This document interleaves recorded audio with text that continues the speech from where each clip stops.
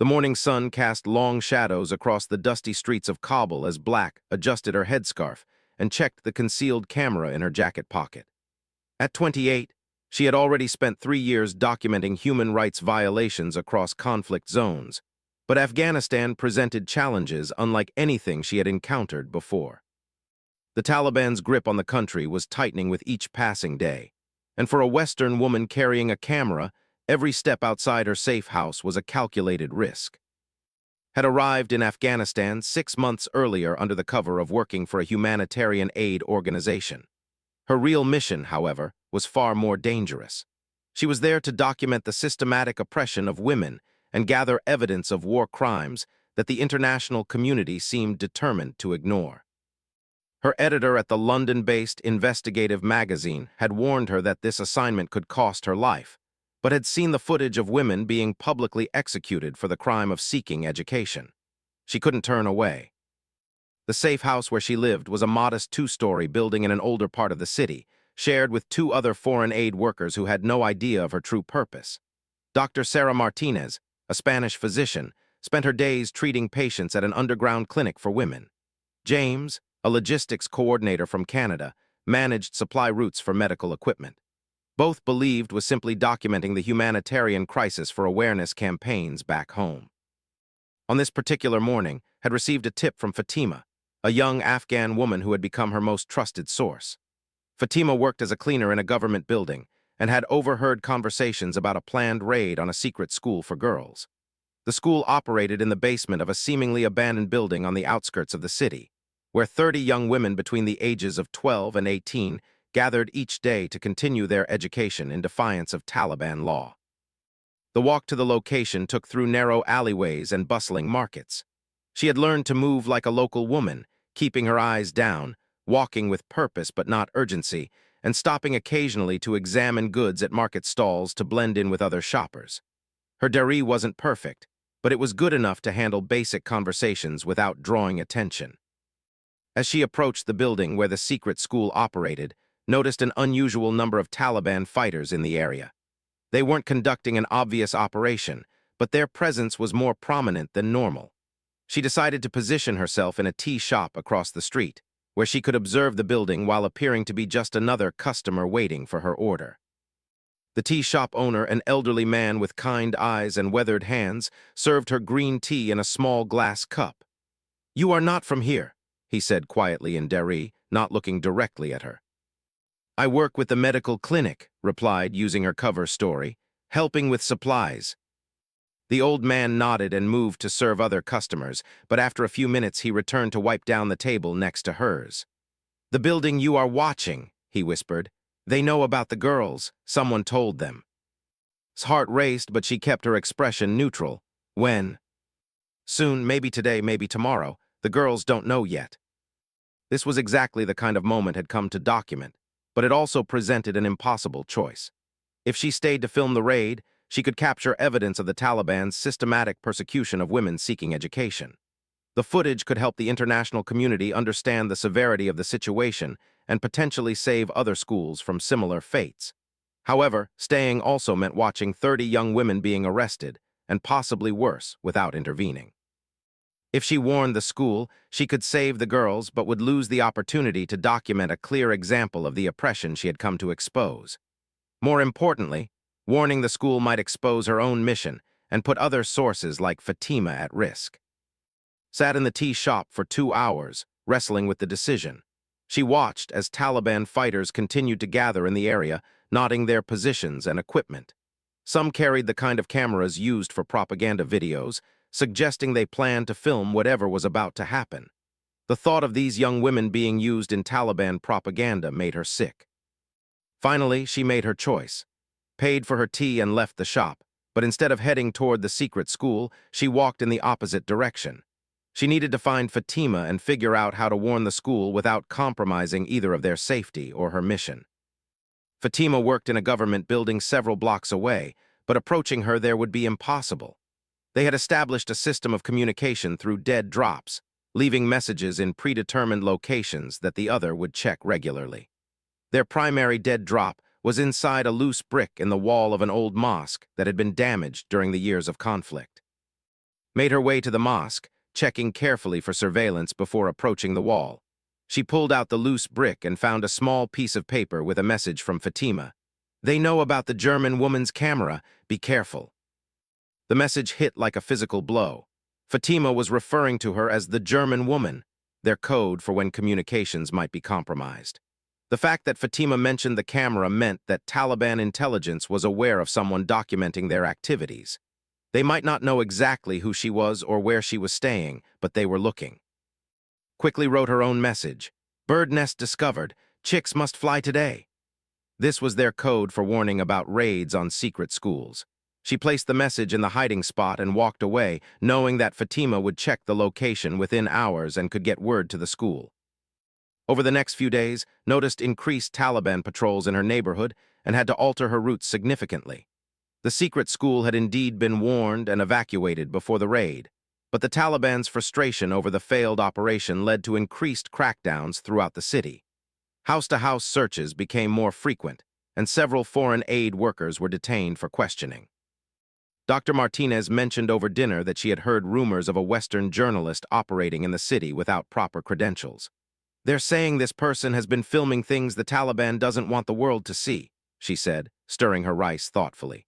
"Apparently they're calling her the Angel of Death, because wherever she goes, their operations seem to fail or get exposed." James looked up from his meal.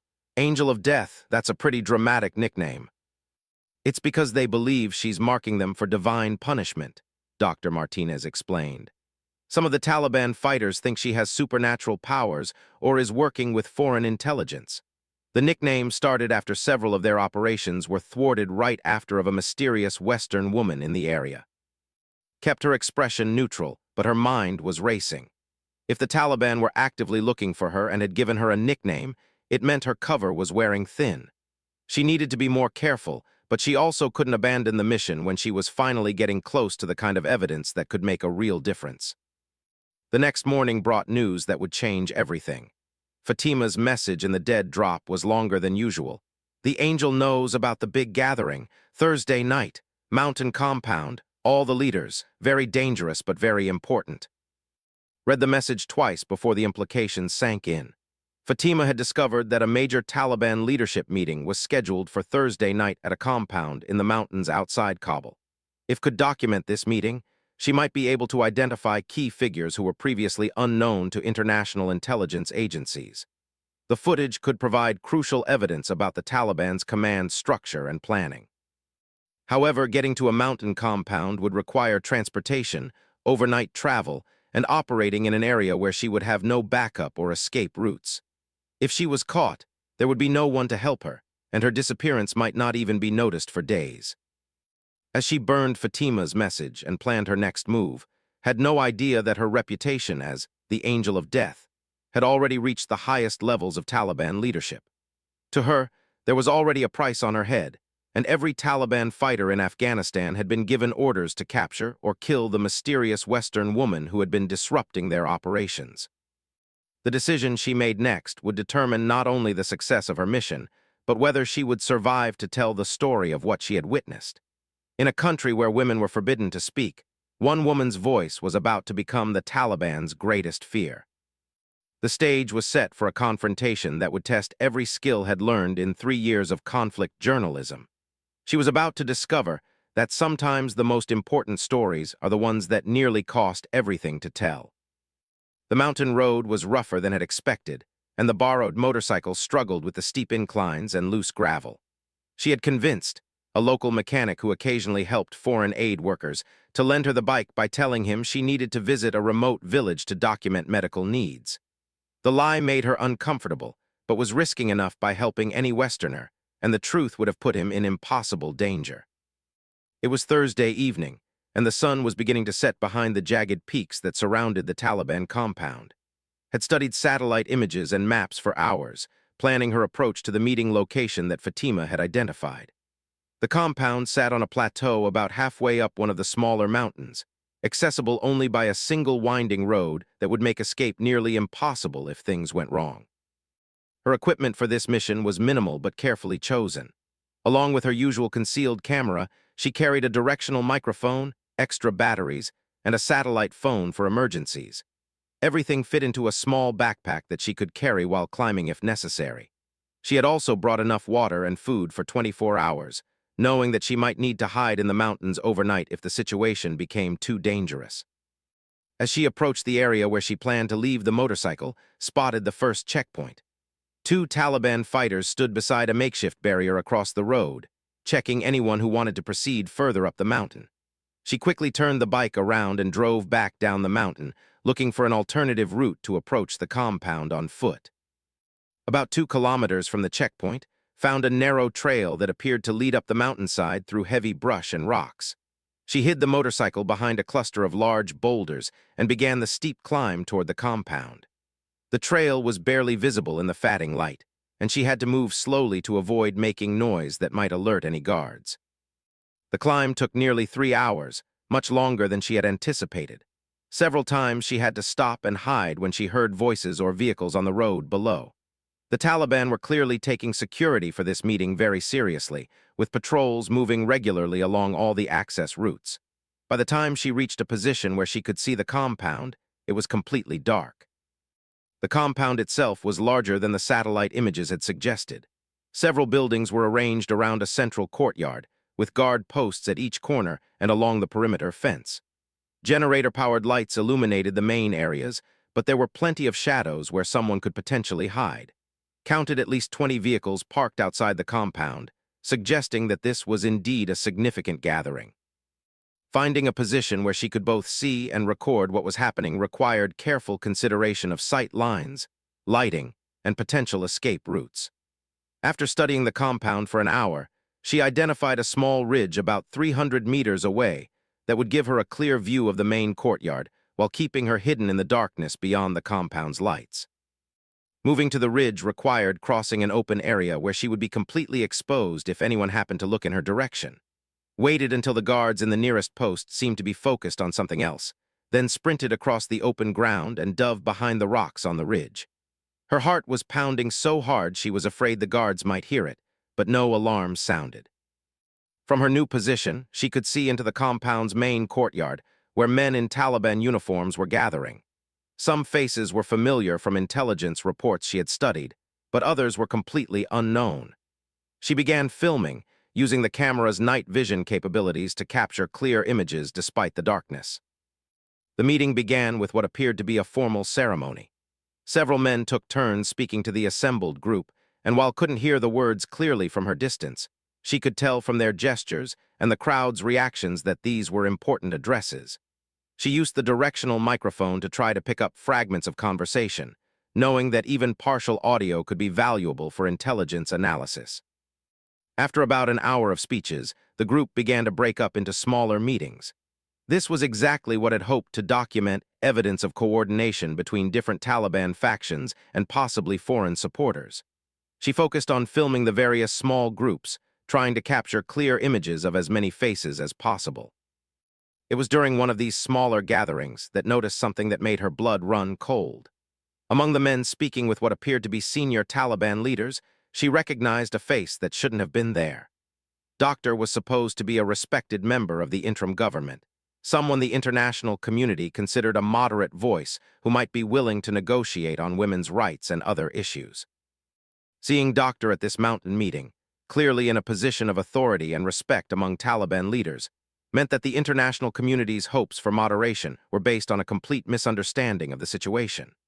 If someone who regularly spoke to foreign diplomats and aid organizations, was actually coordinating with the most extreme elements of the Taliban, it suggested a level of deception that went far beyond what anyone had realized. Adjusted her camera to get the clearest possible footage of Doctor's interactions with the other leaders. This could be the most important intelligence she had gathered during her entire time in Afghanistan. However, as she focused on getting the perfect shot, she failed to notice the figure moving slowly up the ridge behind her. The first indication that something was wrong came when a small rock rolled down the slope near her position. Froze, listening carefully for any other sounds. For several minutes, everything was quiet except for the distant voices from the compound below. She was about to resume filming when she heard the unmistakable sound of a rifle being cocked directly behind her head. "Do not move," a voice said in accented English. "Do not turn around, place your hands where I can see them." His mind raced through her options, but with a rifle pointed at her head and no cover nearby, she had little choice but to comply. She slowly raised her hands, still holding the camera. "The famous angel of death," the voice continued. "You have caused us many problems." "I don't know what you're talking about," replied, trying to keep her voice steady.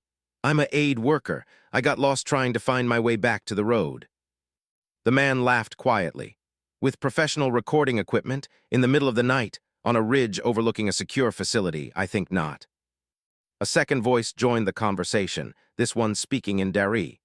Understanding of the language was good enough to catch the general meaning. They were discussing whether to kill her immediately or take her to the compound for questioning. The second man seemed to favor questioning, arguing that she might have valuable information about other foreign agents. "Stand up slowly," the first voice commanded. "Keep your hands visible. You are going to walk down to the compound with us." Knew that once she was taken to the compound, her chances of survival would be virtually zero. Even if they didn't execute her immediately, she would be used as a propaganda tool and then killed anyway. Her only hope was to create some kind of distraction or opportunity to escape during the walk down to the compound. As she stood up, still facing away from her captors, quietly activated the emergency beacon on her satellite phone. The device would send her location to an emergency contact in London, but help was thousands of miles away and wouldn't arrive in time to save her. Still, at least someone would know where to look for her body. The walk down toward the compound was terrifying and surreal. Moved slowly along the rocky path with 2 Taliban fighters behind her, their rifles ready to fire at the first sign of resistance. Below them, the meeting continued, with the participants completely unaware that the woman they had been hunting for months was about to be delivered directly to them. About halfway down the ridge, this opportunity came in the form of loose rocks and poor footing. One of the guards behind her slipped slightly, cursing in Dari as he regained his balance. In that moment of distraction, threw herself sideways off the path and began rolling down the steep slope, using gravity and momentum to put distance between herself and the rifles. The slope was much steeper than it had looked from above and tumbled through brush and over rocks, unable to control her descent. Behind her, she could hear shouting and the sound of the guards scrambling to follow her path. Gunshots echoed through the mountain air, but in the darkness and confusion, the bullets went wide. When she finally came to rest against a large boulder near the bottom of the slope, was battered, bleeding, and disoriented, but still alive. More importantly, she still had her camera and the footage of doctors meeting with the Taliban leadership. However, her escape had triggered alarms throughout the compound, and she could hear vehicles starting up and men shouting orders. The compound was now fully alert, and every Taliban fighter in the area would be looking for her. Had perhaps minutes before organized search teams would be deployed throughout the mountains. She needed to find a way to get back to her motorcycle and off the mountain before dawn, but first she had to figure out exactly where she was and which direction led to safety. As searchlights began sweeping the area around the compound and the sound of engines grew louder, realized that her real test was just beginning. Getting the footage had been difficult, but getting out alive with evidence that could change the international community's understanding of the Taliban would require every bit of skill, luck, and determination she possessed. The woman they called the Angel of Death was about to discover whether the nickname referred to the death she brought to their operations, or to her own fate in these unforgiving mountains. The sound of tracking dogs reached ears just before dawn, and she knew her time was running out. She had spent the night moving through the mountains, using every survival technique she had learned during her years covering conflicts around the world. Her body was exhausted from the fall down the ridge and the hours of careful movement through rocky terrain, but the adrenaline of being hunted kept her moving. During the long night, she had managed to reach her hidden motorcycle, but starting the engine would have immediately revealed her location to the search teams that were methodically combing the area. Instead, she had been forced to push the bike for several kilometers along mountain trails, staying off the main roads where Taliban vehicles were patrolling with spotlights.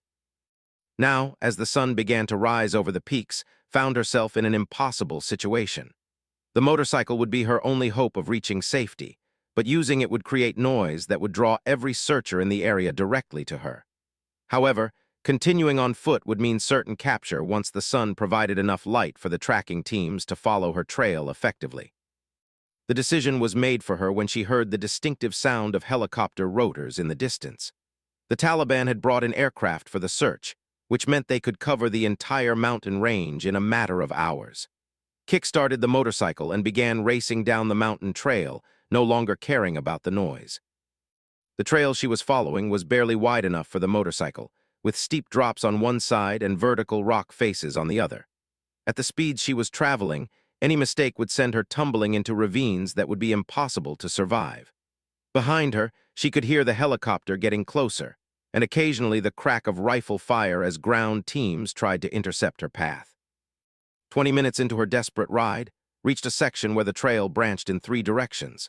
She had studied maps of the area, but in the chaos of the chase and the similarity of the mountain terrain, she wasn't entirely certain which path would lead to safety. One trail appeared to head toward the main road that connected to Kabul, another seemed to curve back toward the Taliban compound, and the third disappeared into a narrow canyon that could either be a shortcut or a dead end. The sound of the helicopter was now very close, and she could see vehicles moving along the main mountain road in the distance. The Taliban was coordinating their search from multiple directions, trying to close off all possible escape routes. Chose the canyon trail, gambling that it might lead to a way out that the searchers wouldn't expect. The canyon was even more challenging than the mountain trail. The path wound through narrow passages between towering rock walls, sometimes becoming so tight that she had to slow down significantly to avoid scraping the motorcycle against the stones. Water from underground springs had created slippery patches, and loose rocks made every turn potentially dangerous. Halfway through the canyon, encountered her worst nightmare, a dead end. The trail simply stopped at a vertical rock wall that was too high to climb, especially while carrying her equipment. The sound of the helicopter was echoing through the canyon, and she could hear voices getting closer from the direction she had come. For a moment, panic threatened to overwhelm her completely. After everything she had been through, after obtaining footage that could save countless lives and expose the truth about Taliban deception, she was trapped in a box canyon with no way out. The irony of being called the Angel of Death while facing her own seemed almost too cruel to bear. Then she noticed something that the daylight had hidden during her frantic ride through the canyon. There was a narrow gap in the rock wall, barely wide enough for a person to squeeze through, partially concealed by fallen boulders and desert vegetation. The gap was definitely too small for the motorcycle, but it might be large enough for her to pass through with her essential equipment. Without hesitation, grabbed her camera, the satellite phone, and a water bottle from the motorcycle. She left everything else behind and squeezed through the gap in the rock wall, emerging on the other side to find herself on a steep but manageable slope that led down toward a different valley. The climb down took 2 hours, during which she could hear the search teams finding her abandoned motorcycle in the canyon. Their frustration was evident in the increased radio chatter and helicopter activity, but by the time they realized she had found another way out of the canyon, was already several kilometers away. The valley on the other side of the mountain range was less populated, but had a small road that eventually connected to the highway system. Managed to flag down a supply truck driven by a Sikh merchant who was traveling between villages. She told him she was a lost aid worker, and he agreed to give her a ride to the outskirts of Kabul in exchange for payment in American dollars. The truck driver, Singh, was a kind man in his 50s who had been making supply runs in Afghanistan for over a decade. During the long ride, he told about the changes he had witnessed since the Taliban's return to power. "The women, they are disappearing from everywhere," he said sadly. "My wife has a sister in Kabul. Before, she was a teacher. Now she cannot leave her house without male permission." Listened to his stories while constantly checking the road behind them for signs of pursuit. Her experience in the mountains had shown her just how seriously the Taliban was taking the hunt for the Angel of Death. They wouldn't give up easily, and returning to her safe house in Kabul might not be an option anymore. When dropped her off at a truck stop on the outskirts of the city, used her satellite phone to contact her editor in London. The conversation was brief and coded, but she was able to confirm that the footage had been successfully transmitted via the phone's data connection during her escape.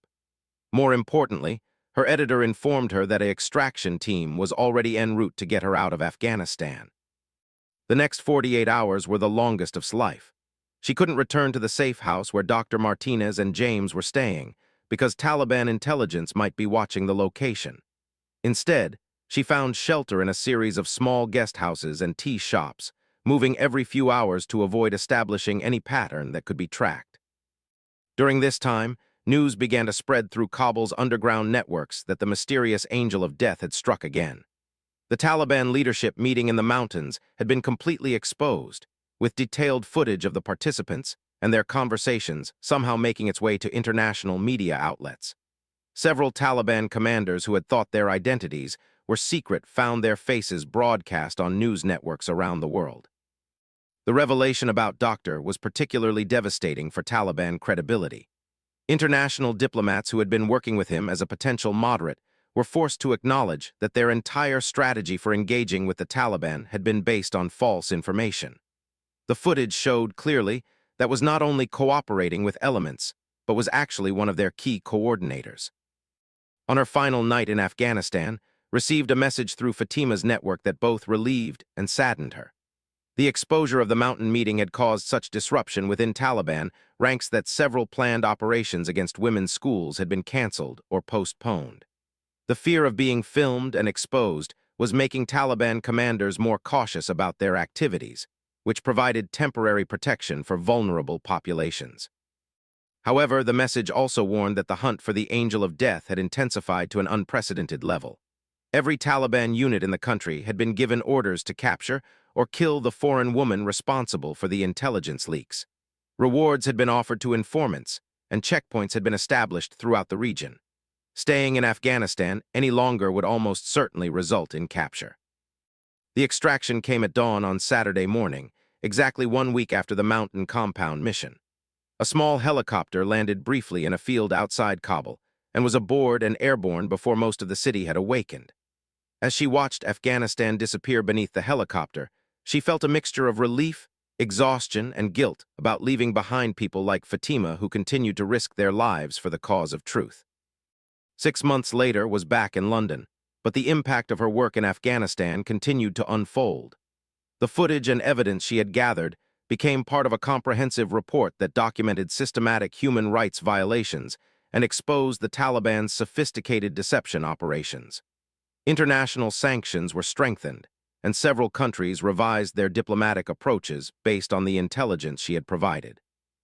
The nickname Angel of Death had followed her back to London, but now it was used by international media as a symbol of investigative courage rather than a Taliban threat. Received numerous journalism awards and speaking invitations, but she found it difficult to celebrate when she knew that women in Afghanistan were still suffering under Taliban oppression. Most importantly, the networks and methods that had established in Afghanistan continued to operate even after her departure. Fatima and other brave individuals kept documenting violations and sending evidence to international organizations. The techniques for secure communication and evidence gathering that had been developed during this mission became a template for resistance movements in other countries facing similar oppression. The Taliban leadership eventually realized that their fear of one woman had grown far beyond her actual capabilities, but by then the damage to their credibility and operations was irreversible. The myth of the Angel of Death had inspired other journalists and activists to take greater risks in exposing authoritarian regimes around the world. Never returned to Afghanistan, but she didn't need to. The story she had told through her footage and reporting continued to resonate long after she had left the country. In a place where women's voices had been silenced, one woman's courage to bear witness had amplified the voices of thousands who couldn't speak for themselves. Years later, when people asked about her time as the woman the Taliban feared most, she would always redirect the conversation to the real heroes, the Afghan women who continued to resist oppression, despite facing consequences far worse than anything she had experienced. The Angel of Death nickname belonged not to her, she would say, but to the death of hope that the Taliban tried to impose, and the determination of ordinary people to keep that hope alive against impossible odds.